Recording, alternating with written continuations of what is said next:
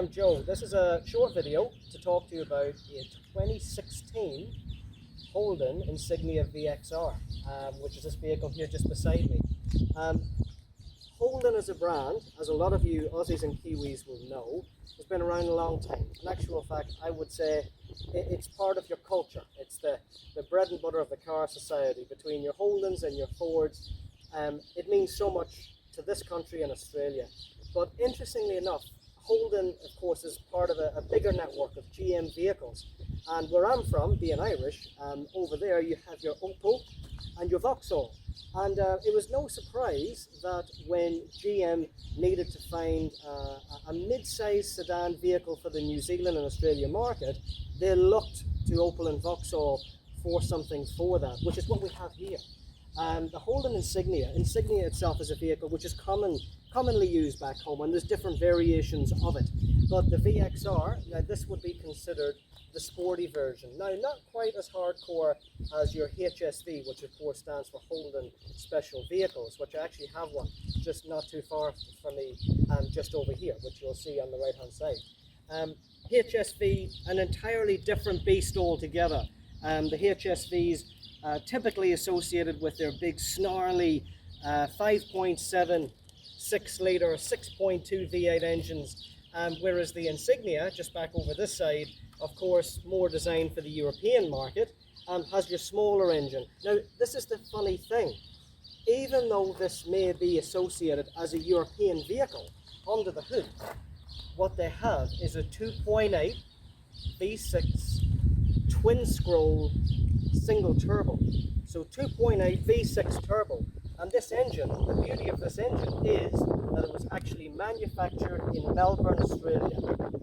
So as a package then, what we've got is we've got a bit of an Aussie European mashup of an engine that's come straight out of Australia.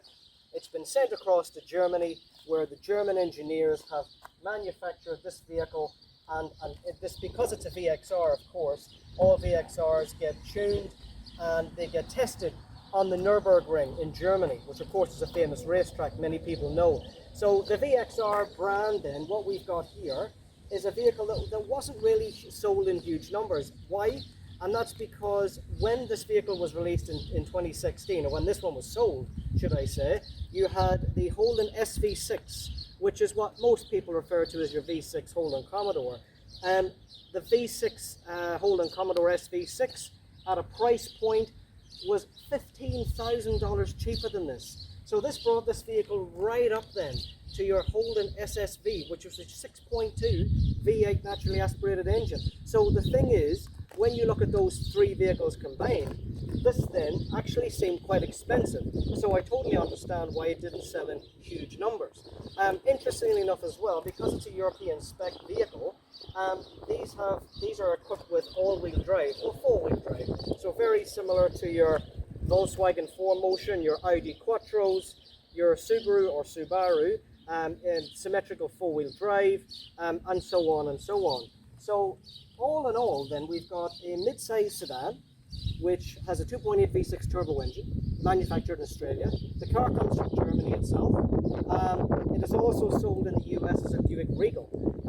The American market for this vehicle is a little different, and when you see the Buick version of this, the wheels are a bit more chrome, and on this vehicle you'll see some aluminium or polished stainless steel, whereas the Buick version of this, of course, has a plethora of chrome around it, and that, of course, is to sell to your American market to compete with the likes of Cadillac. This vehicle itself, when you look at the specifications, you're talking 239 kilowatts, which is 320 horsepower. In terms of newton meters of torque, it produces 435 newton meters. Now, if you were to compare that to something else in the market, it would be very, very similar to that of an Audi S4, BMW 340, and a couple of the Mercedes C-Class and Mercedes A-Class. Okay, so it's no slow coach. In terms of fuel economy, being four-wheel drive V6 turbo, it produces somewhere between your 10 and your 12s, but it really does depend how heavy that right foot is. Now, just after this video, you'll see video part 2, which is where I'll take it for a very short drive and just talk to you a little bit more about the interior and a little bit about how it actually performs on the road. This vehicle here is quartz black or phantom black metallic, and as you can see in the sun, it does a nice job at being shiny. This vehicle behind me has only done 9,000 kilometers and is actually my own vehicle. What I want to do now is I'm going to open up the doors and just give you an idea of what the inside is like. So in terms of interior, these vehicles are equipped with Recaro interior, which is anthracite leather with contrasting white stitching, which is very, very nice. And you'll see the word Recaro just up here, around here somewhere. The vehicle itself is also equipped with the latest Holden iLink, and the back seats are also, and you'll see me mention this in the second video, are a 60-40 rear split. Under the bonnet, I'll just open the bonnet for you just to show you that Australian 2.8 V6 twin scroll turbo engine. So just under here, like I said, this vehicle itself, this has only done 9,000 kilometers, so you can appreciate that this vehicle has only really been run in. But in actual fact, this engine has been around a long time. This engine, for some car purists, will recognize it, and how they'll recognize it is that it used to be in the Saabs, and it was more commonly associated with the last run out of Saab under that GM banner for the Saab 95 Aero. But anyway, enough about this vehicle on the aesthetically outside. Jump into video part 2, where I'll take it for a short drive. Thank you.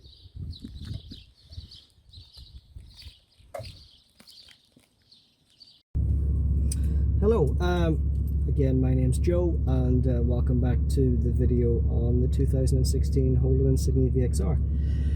So now I'm in the vehicle. This will be part 2 of the video. If you haven't seen part 1, it should be just below in the list of the YouTube videos.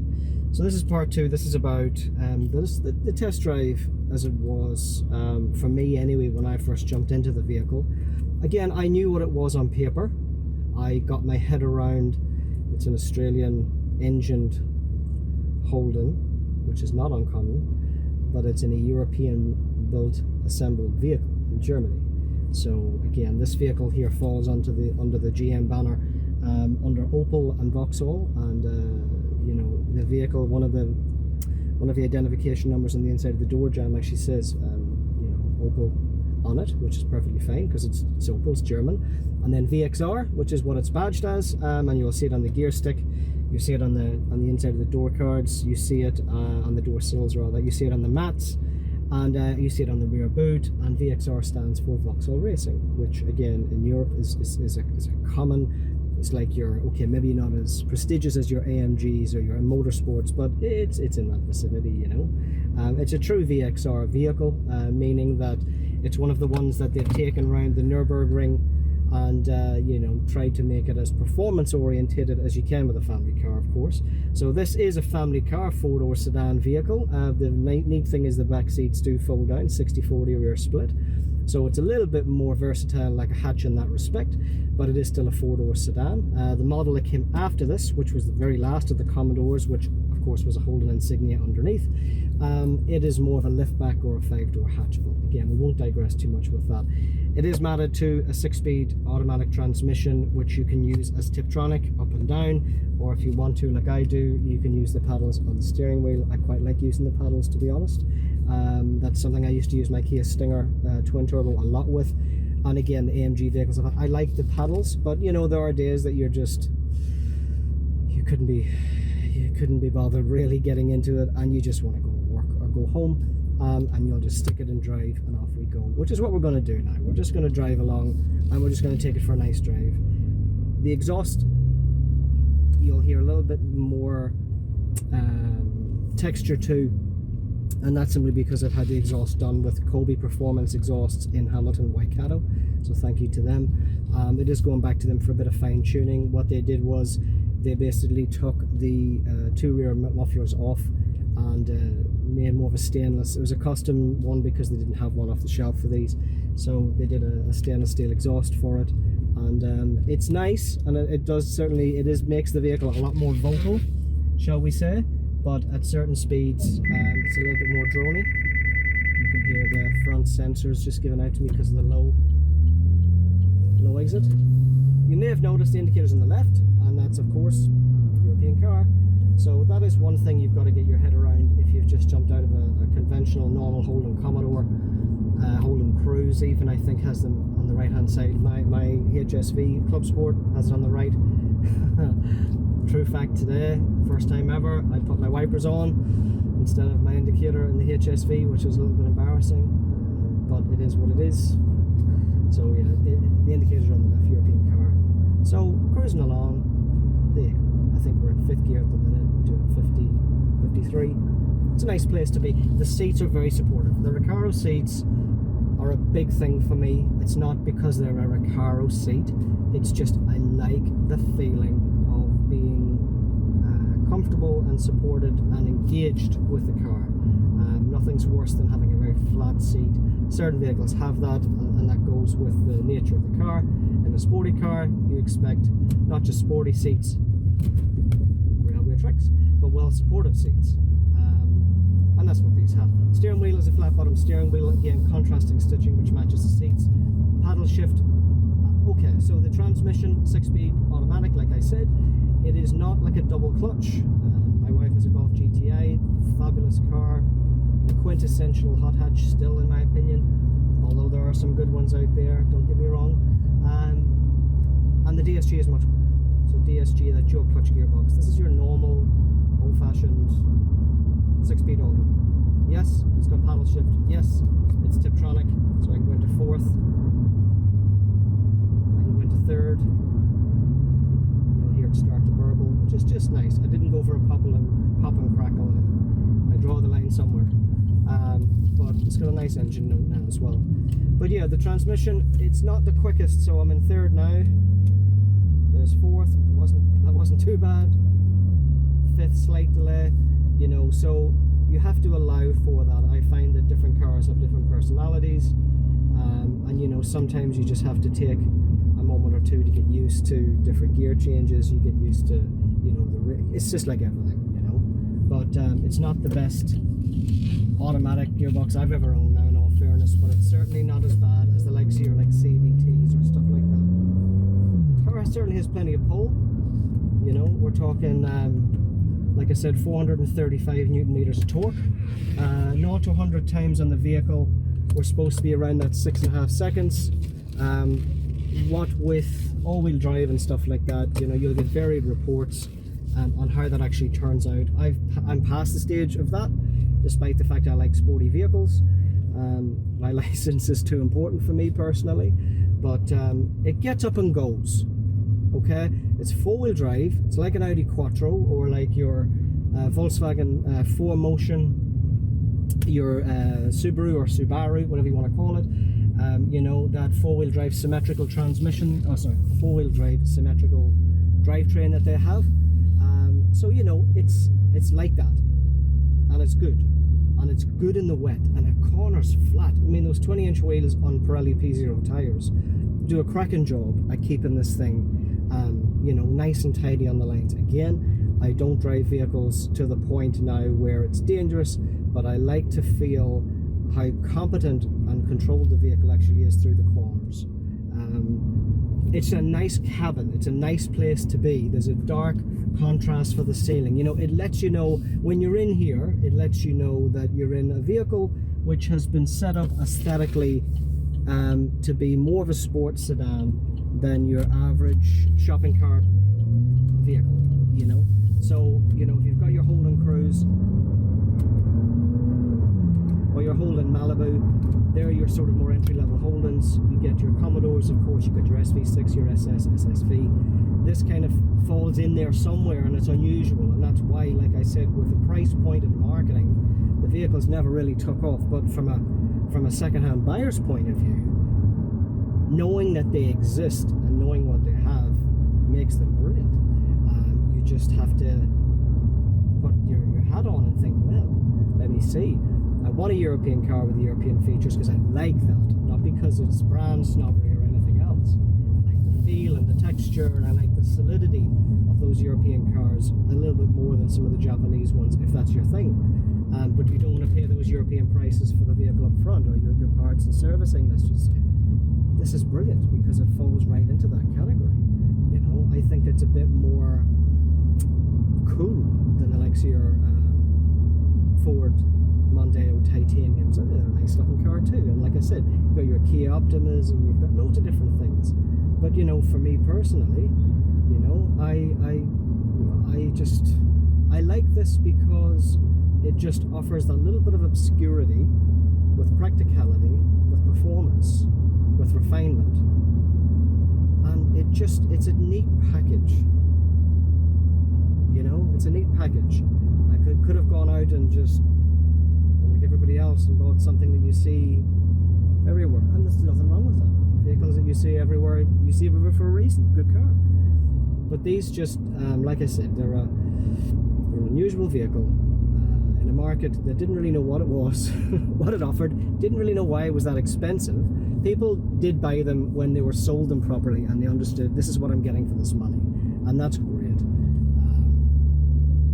I knew they existed when they were new. I bought a Kia Stinger in 2018. These were about 2-year-old. They were run out at that stage, and I drove one and I thought, nice car, but I really wanted a Kia Stinger. I was just smitten. You know, that Kia Stinger was like 70-odd grand. 70 grand, that's a lot. Even today they're sort of in that sort of 40 to 50 grand price range, whereas this is more like your, you know, your mid-20s to late 20s, to this one being early 30s because it's done 9,005 kilometers. So yeah, nice car overall. Nice noise. I can't get to 100 km/h zone right now, but trust me, it gets up and goes when it needs to. It's got plenty of power on demand. Yes, the transmission could be sharper, like a dual clutch could be. I totally agree with that. But you know what? There's definitely worse vehicles out there, that's for sure. And you know, anybody that's got into it has got into it and gone, wow, gosh, what kind of Holden is this? Is this a new Holden? What is this? And I love that mystery that it is attached with it. I'm keen to do much more videos of other vehicles, not necessarily my own, because that will be limited to 3 right now. So happy to do some videos out there for anybody who's got a vehicle they want to talk about, or you know, and I'm going to be linked up with some other guys now soon to do various videos.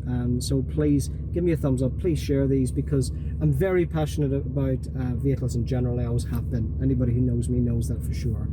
And yes, I am Irish in New Zealand, which is an odd combo just in itself, but hey, look at this car, just a good example of another odd combo.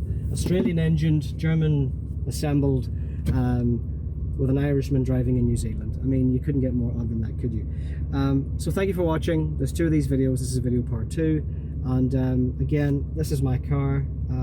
I like it. You don't have to like it. Everybody likes different things, I get that, but for me it means something. I'm happy with it. I wanted to share why I like it. I wanted to share what it is because it's a little bit obscure.